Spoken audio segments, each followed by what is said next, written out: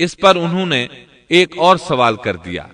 سورۃ البقرہ آیت 70 اور 71 میں ہے، قالوا ادع لنا ربك يبين لنا ما هي إن البقرة شابه علينا وإنا إن شاء الله لمهتدون قال إنه يقول إنها بقرة لا ذلول تثير الأرض ولا تسقي الحرث مسلمة لا شية فيها قالوا الآن جئت بالحق فذبحوها وما كادوا يفعلون۔ وہ کہنے لگے کہ اپنے رب سے دعا کریں کہ وہ ہمیں اس گائے کی مزید ماہیت بتائے۔ اس قسم کی گائیں تو بہت ہیں، پتہ نہیں چلتا، اگر اللہ نے چاہا تو ہم ہدایت والے ہو جائیں گے۔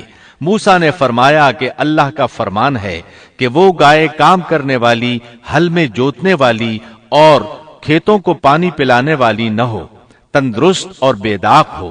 انہوں نے کہا اب آپ نے حق واضح کر دیا۔ گو وہ حکم قبول کرنے کے قریب نہیں تھے، لیکن انہوں نے اس کو مان لیا اور وہ گائے ذبح کر دی۔ موسیٰ علیہ السلام نے حکم دیا کہ اس میں سے ایک گوشت کا ٹکڑا لو اور مقتول کے جسم کے ساتھ لگاؤ۔ انہوں نے ایسا ہی کیا۔ اللہ تعالیٰ سورۃ البقرہ آیت 72 اور 73 میں فرماتے ہیں، وَإِذْ قَتَلْتُمْ نَفْسًا فَادَّارَأْتُمْ فِيهَا وَاللَّهُ مُخْرِجٌ مَا كُنتُمْ تَكْتُمُونَ فَقُلْنَا اضْرِبُوهُ بِبَعْضِهَا كَذَلِكَ يُحْيِي اللَّهُ الْمَوْتَى وَيُرِيكُمْ آيَاتِهِ لَعَلَّكُمْ تَعْقِلُونَ۔ جب تم نے ایک شخص کو قتل کر ڈالا، پھر اس میں اختلاف کرنے لگے، اور جو کچھ تم چھپاتے تھے اللہ اس کو ظاہر کرنے والا تھا۔ ہم نے کہا کہ اس گائے کا ایک ٹکڑا مقتول کے جسم پر لگا دو، وہ زندہ ہو جائے گا۔ اسی طرح اللہ مردوں کو زندہ کر کے تمہیں تمہاری عقل مندی کے لیے نشانیاں دکھاتا ہے۔ مقتول کو گوشت کا ٹکڑا لگا تو وہ اٹھ کر کھڑا ہو گیا۔ اس نے بتایا میرا قاتل فلاں شخص ہے۔ یہ بتاتے ہی وہ پھر مر گیا۔ اس معجزے کو دیکھ کر بھی ان کے دل نرم نہ ہوئے۔ اللہ تعالیٰ سورۃ البقرہ آیت 74 میں فرماتے ہیں، پھر اس کے بعد تمہارے دل پتھر جیسے بلکہ اس سے بھی زیادہ سخت ہو گئے۔ بعض پتھروں سے تو نہریں بہہ نکلتی ہیں اور بعض پھٹ جاتے ہیں اور ان سے پانی نکل آتا ہے، اور بعض اللہ کے ڈر سے گر پڑتے ہیں، اور تم اللہ کو اپنے اعمال سے غافل نہ جانو۔ مطلب یہ کہ پتھر نرم ہو جاتے ہیں، لیکن ان کے دل پتھر سے بھی زیادہ سخت ہیں۔ انہی 40 سالوں کے دوران ایک اور اہم واقعہ پیش آیا۔ ایک دن موسیٰ علیہ السلام نے فصاحت اور بلاغت سے بھرپور خطبہ دیا۔ ایک شخص نے پوچھا زمین پر سب سے زیادہ علم رکھنے والا شخص کون ہے؟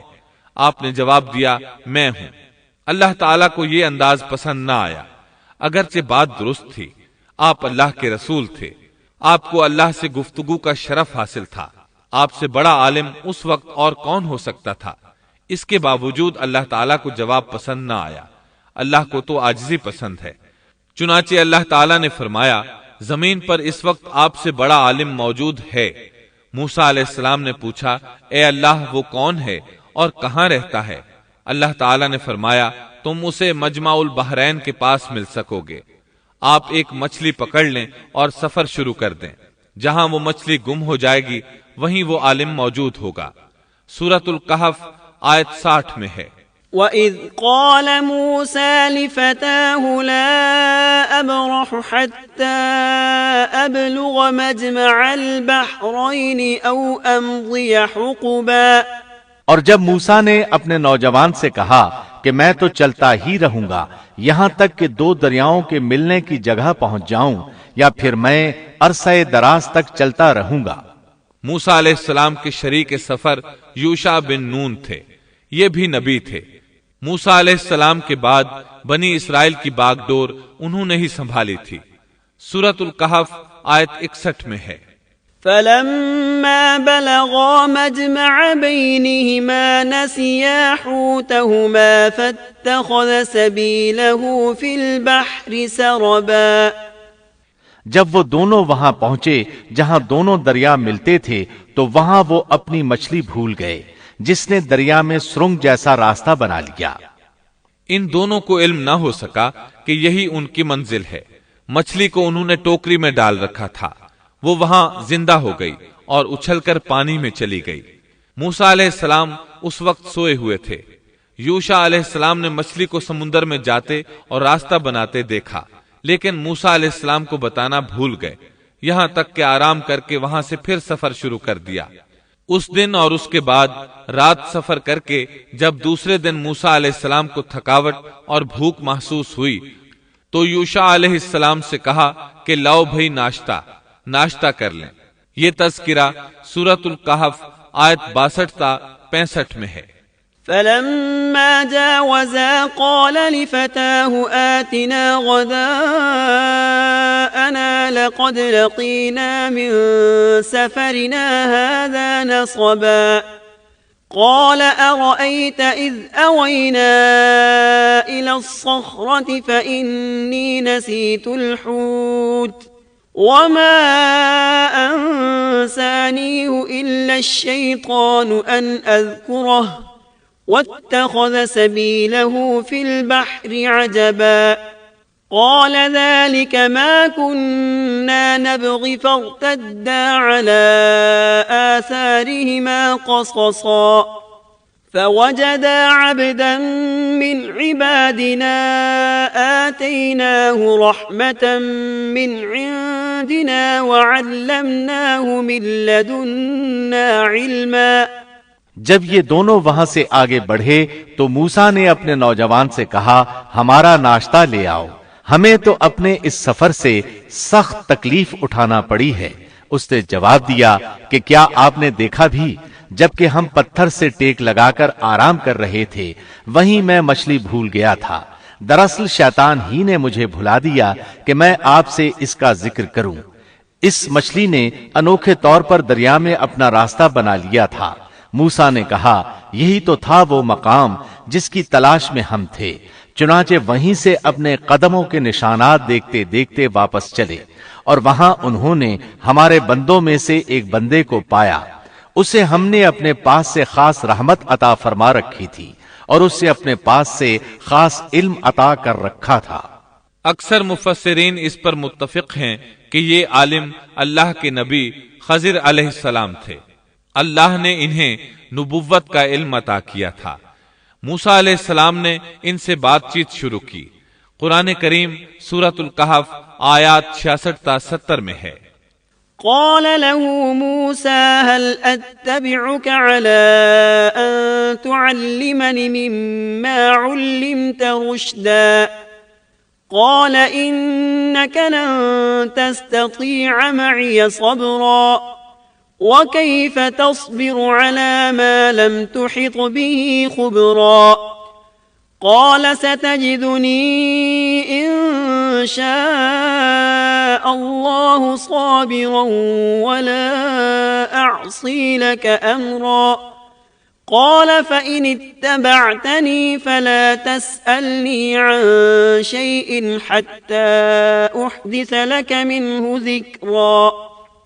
موسیٰ نے کہا کہ میں آپ کی پیروی کروں کہ آپ مجھے وہ نیک علم سکھا دیں جو آپ کو سکھایا گیا ہے۔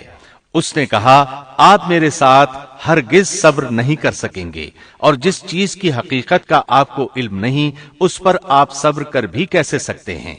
موسیٰ نے کہا انشاءاللہ آپ مجھے صبر کرنے والا پائیں گے اور میں کسی بات میں آپ کی نافرمانی نہیں کروں گا۔ اس نے کہا اچھا اگر آپ میرے ساتھ ہی چلنے پر اصرار کرتے ہیں تو یاد رہے کہ کسی چیز کے بارے میں مجھ سے سوال نہ کیجیے گا جب تک کہ میں خود اس کی نسبت کوئی تذکرہ نہ کروں۔ اس مقام سے موسیٰ علیہ السلام نے یوشع بن نون علیہ السلام کو واپس بھیج دیا۔ اب موسیٰ علیہ السلام کا خضر علیہ السلام کے ساتھ سفر شروع ہوا۔ سورۃ الکہف آیات 71 تا 73 میں ہے۔ فانطلقا حتى إذا ركبا في السفينة خرقها قال أخرقتها لتغرق أهلها لقد جئت شيئا إمرا قال ألم أقل إنك لن تستطيع معي صبرا قال لا تؤاخذني بما نسيت ولا ترهقني من أمري عسرا۔ پھر وہ دونوں چلے یہاں تک کہ وہ ایک کشتی میں سوار ہوئے۔ خضر نے اس کے تختے توڑ دیے۔ موسیٰ نے کہا کیا آپ اس کو اس لیے توڑ رہے ہیں کہ کشتی والے سب ڈوب جائیں؟ یہ تو آپ نے بڑی خطرناک بات کر دی۔ خضر نے جواب دیا کہ میں نے پہلے ہی تجھ سے کہہ دیا تھا کہ آپ میرے ساتھ ہرگز صبر نہیں کر سکیں گے۔ موسیٰ نے جواب دیا کہ میری بھول پر مجھے نہ پکڑیے اور مجھے میرے کام میں تنگی میں نہ ڈالیے۔ دونوں نے سفر شروع کیا۔ راستے میں کچھ مسکین لوگوں کی ایک کشتی دیکھی۔ وہ محنت کرتے تھے، کرایہ لے کر لوگوں کو دریا پار کرایا کرتے تھے۔ انہوں نے خضر علیہ السلام کو پہچان لیا، انہیں اور موسیٰ علیہ السلام کو کشتی پر سوار کر لیا۔ سفر کے دوران